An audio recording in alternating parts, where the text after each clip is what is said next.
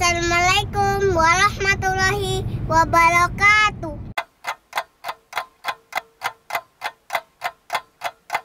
Kita lanjutkan pembahasan kita untuk meninggalkan bank konvensional. Tadi sudah 3 poin, ini ada 11 ya.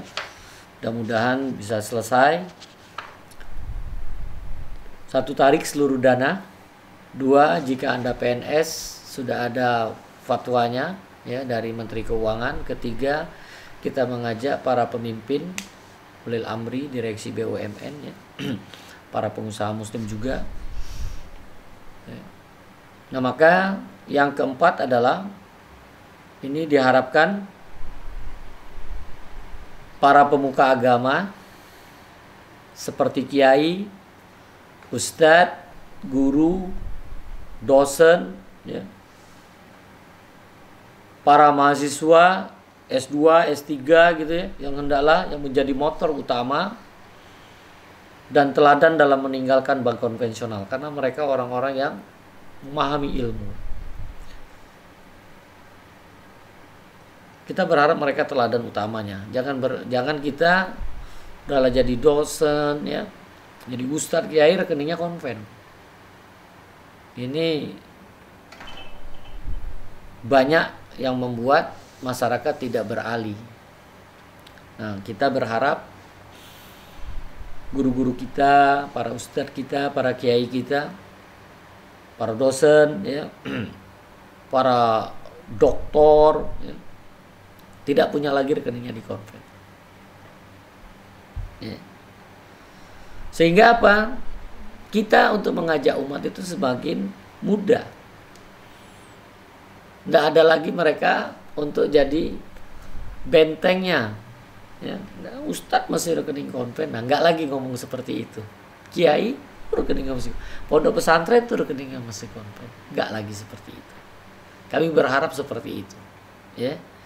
Kita berharap seperti itu karena para kiai kita, guru-guru kita, para ustadz ini adalah betul-betul mereka ini tokoh-tokoh panutan yang ada di tengah umat. Mereka hadir di tengah masyarakat.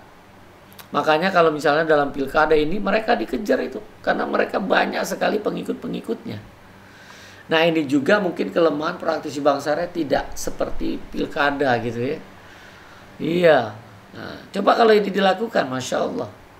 Praktisi Bank Syariah semua dekat dengan tokoh-tokoh agama. Semua praktisi Bank Syariah harusnya dekat dengan tokoh agama. Dengan para ustadz, para kiai. Karena mereka punya umat. Nah, kita harusnya praktisi syariah ini menjelaskan, menyampaikan, dan kita siap menerima kritik. Harusnya seperti itu. Yang saat ini kita rasakan, para kiai kita, ustadz kita ini masih banyak yang bermesraan dengan bank-bank konvensional. Jadi ketika kita mendekat kepada masyarakat, ingin mengajak mereka melihat tokoh-tokoh panutan mereka, rekeningnya masih di konvensional. Jadi mereka bisa berdalih, Ustadz, tidak mungkin Ustadz itu salah. Tidak mungkin kiai itu salah. Kamu baru berapa hari. Nah, ini muncul sedih hati kita. Mereka nggak sadar kalau ini merendahkan. Nah, kita menyampaikan. Tapi itu tidak bisa dipungkirin, ada di tengah-tengah umat. Maka di kesempatan malam hari ini muhasabah ya. Apakah kita ada di situ? Ya. Ini perlu disampaikan. Selagi kita masih punya umur, masih punya kesempatan untuk bertobat. Terdengar informasi ini kebaikan untuk antum. Kami terus ingin mendekat kepada para ustadz kita, para kiai kita, para guru-guru kita. Kami butuh nasihat. Kami butuh koreksi. Ketika ada perbedaan, ketika ada yang belum sama, ya, jangan terus langsung menghakimin kami. Kami yakin kami yang salah. Kami ingin berubah. Tapi jangan tinggalkan kami. Makanya praktisi Bank Syariah itu siap menerima. Karena mereka ini dapat informasi itu yang diamalkan. Mereka merunut. Selalu alasan kami punya DPS. Makanya kita berharap para kiai, para ustadz, ketika tidak bersesuaian dengan kaidah agama, datangi Bank Syariahnya. Temui DPS-nya, ajak dialog DPS-nya. DPS nanti ketika dia tidak juga bisa menemui titik terang, bawa ke Majelis Ulama, ke Dewan Syariah Nasional. Nah, orang-orang yang tahu berdialog di sana nggak rame di masyarakat. Tidak rame di masyarakat. Kita berharap bisa memberikan kemudahan kepada umat. Agar betul-betul Bank Syariah ini memberikan kepada umat. Kepada siapa saja. Baik dia muslim ataupun tidak. Dia orang-orang yang belum menjadi seorang muslim, ya.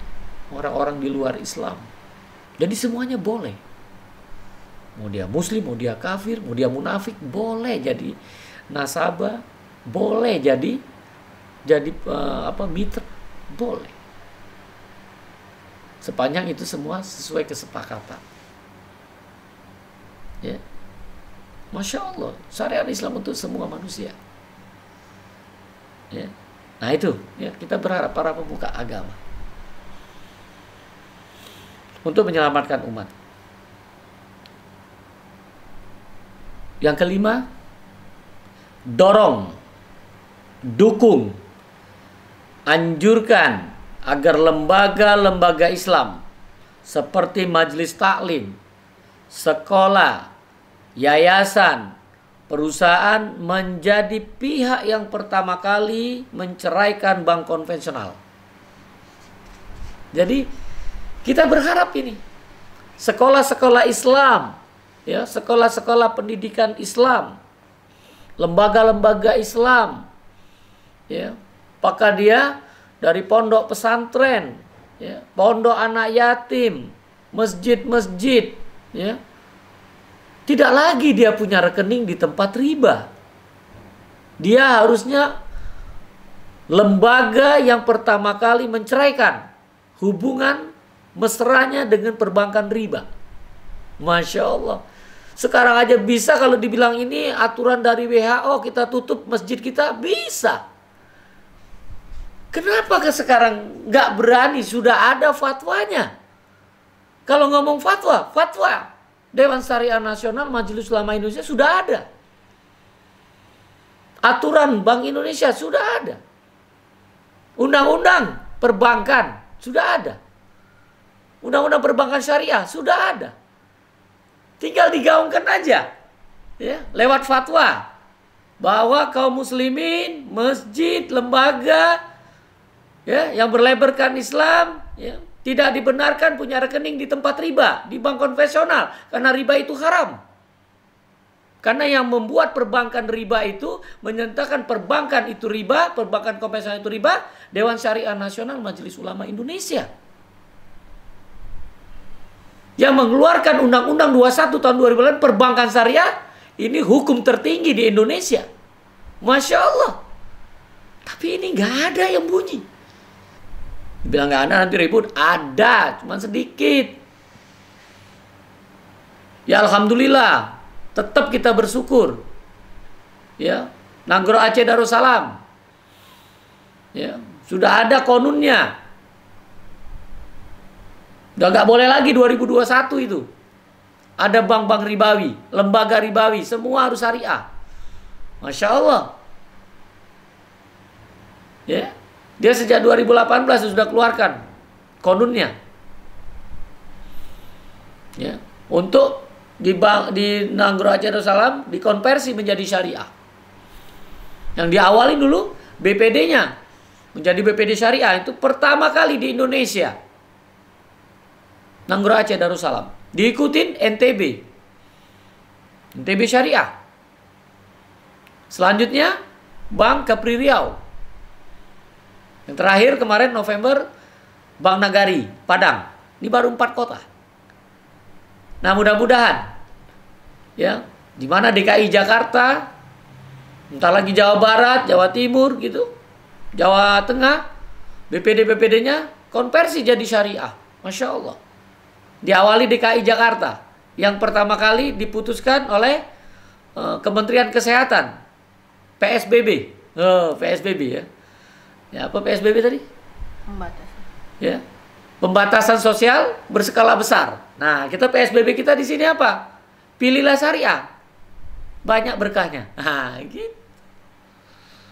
Ya, kita pindah syariah, banyak berkahnya. Ya. Iya. Nih kita berharap nomor 5 nih dorong semua.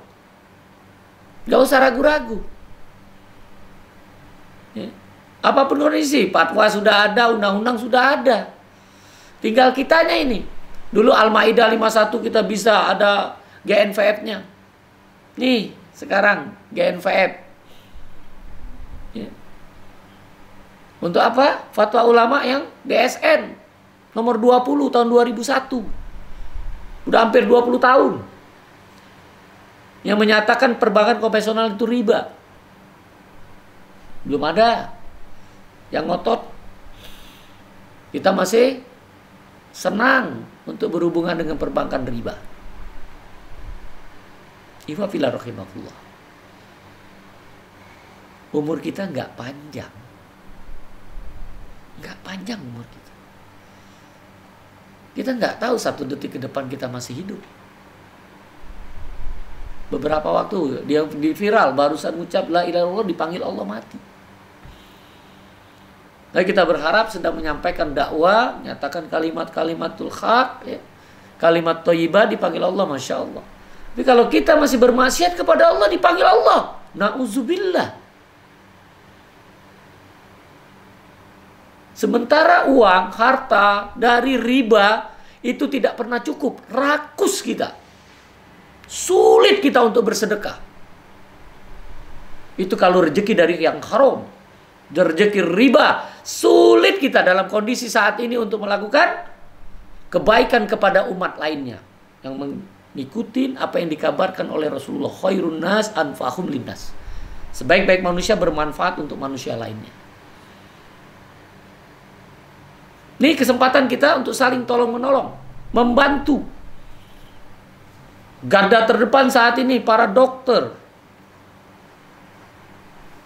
para perawat, ya, perawat medis, ya. Mereka yang kita sering terdengar ini kekurangan APD-nya, ya, alat pelindung dirinya yang langka. Nah, kita doakan agar itu dipermudah. Mereka sekarang ini garda terdepan. Kita doakan mereka selalu dalam lindungan Allah Subhanahu wa taala. Dijaga karena begitu banyak para dokter kita yang sudah gugur. Semoga ini tidak berlanjut lagi ketika kita berani untuk meninggalkan riba, berani meninggalkan bank konvensional. Kita bermohon kepada Allah di malam yang mustajab ini, malam 13, 14, 15 di bulan Sya'ban. Kita berdoa kepada Allah agar diangkat pandemi COVID-19 ini, segera diangkat. Sehingga ketika Ramadan masuk, itu sudah tidak ada lagi. Insya Allah, kalau kita semua saling mendukung, tidak ingin saling menyalahkan satu dengan yang lainnya. Yang keenam, terus beramar ma'ruf nahi mungkar.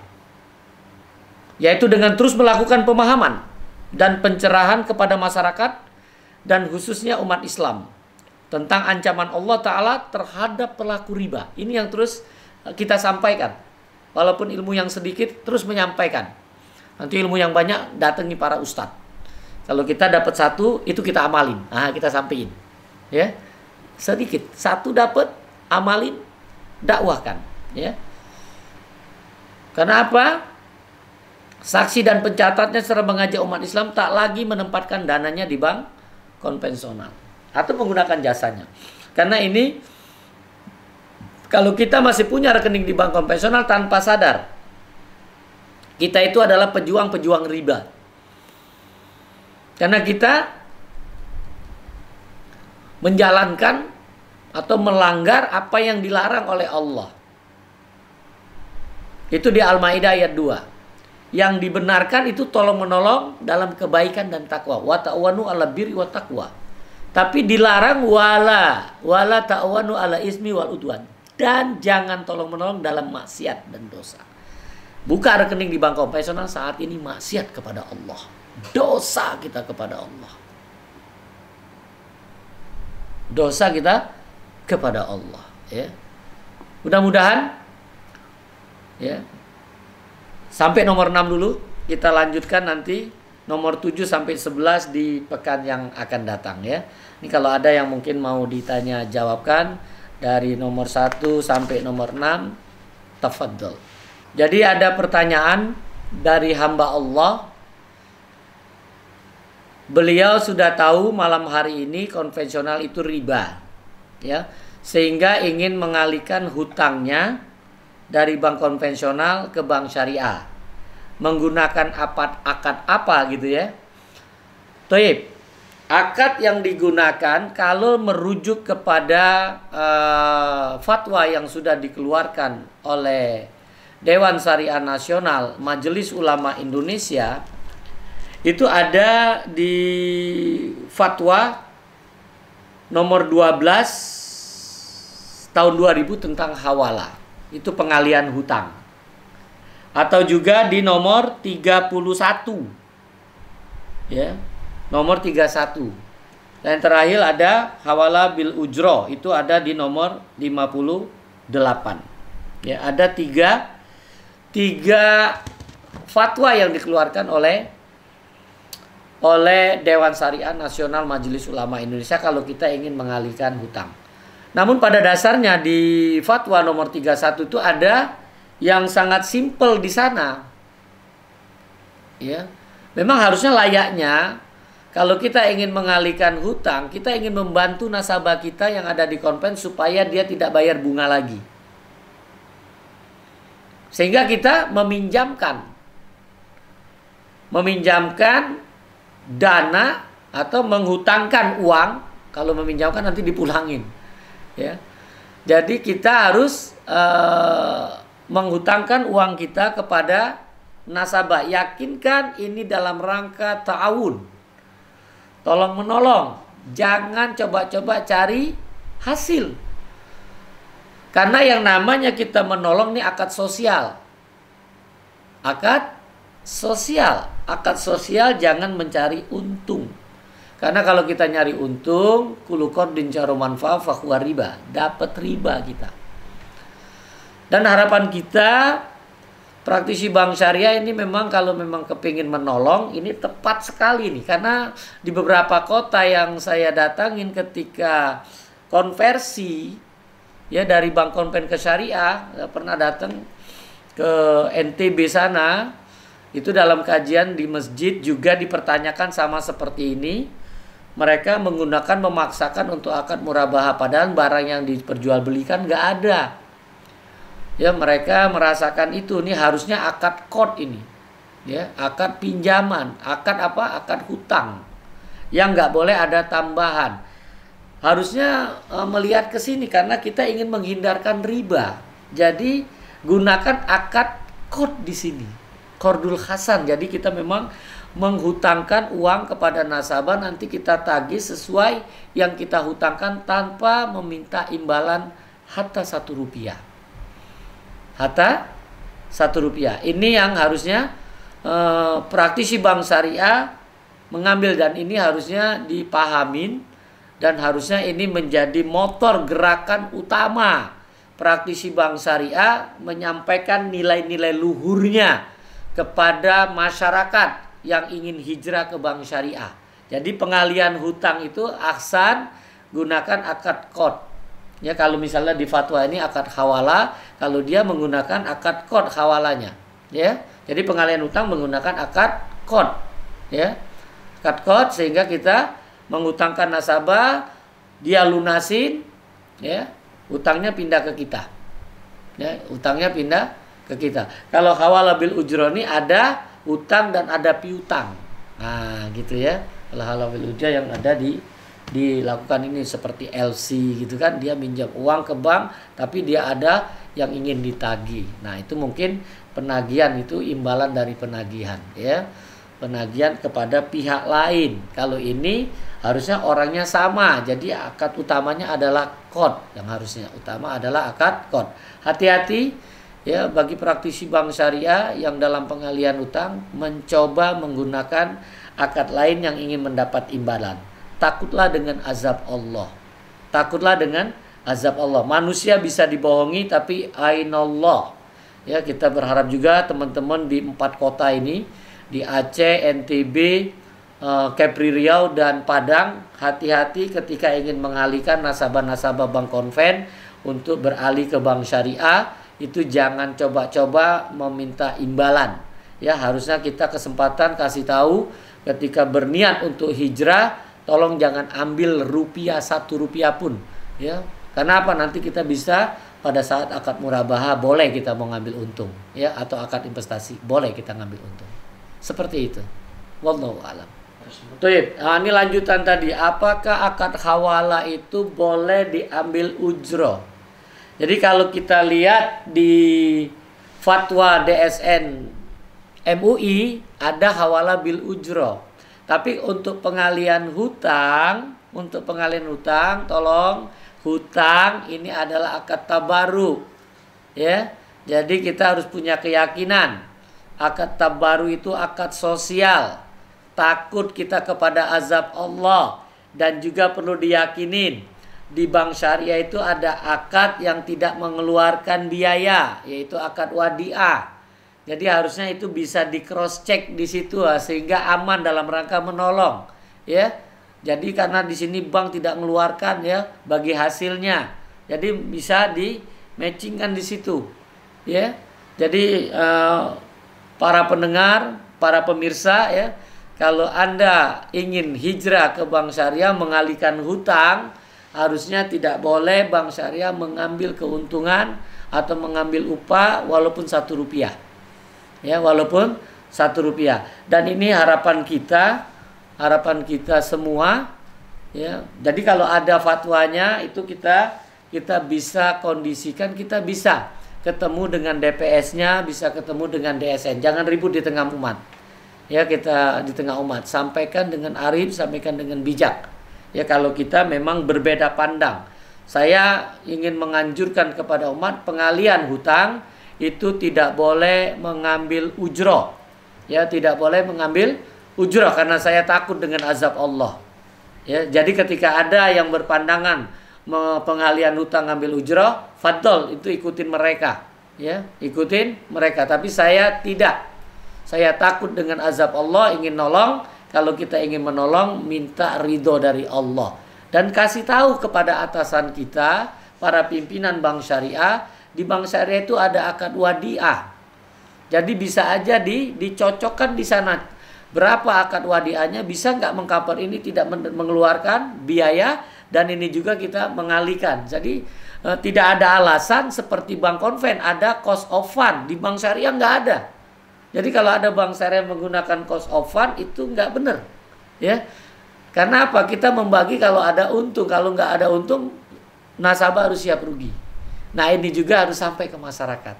Mudah-mudahan dengan penjelasan ini, baik antum sebagai praktisi, baik antum sebagai pengusaha, baik antum sebagai pegawai negeri, ya, bila akadnya sosial, jangan sekali-sekali ya kita berharapkan untuk dapat keuntungan. Kecuali kalau kita mengeluarkan tenaga seperti wakalah, itu boleh kalau kita mau minta upah. Tapi kalau kita hanya mengalihkan hutang, ya orangnya itu juga ya sama, cuma hutangnya yang berpindah, ya. Misalnya si Ali pindah ke bank syariah, namanya Ali juga, hutangnya misal di sini 1 juta, ke sini juga 1 juta, nggak boleh ada tambahan.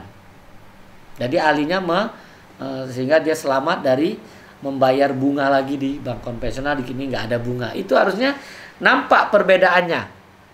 Kalau kita pinjam uang di bank syariah tidak boleh ada syarat di awal tawar. Kalau ada, riba. Wallahu alam. Mungkin itu Nah, dari pertanyaan masih ada lagi? Nggak ada. Toyib, nggak ada, akhi? Nggak ada lagi?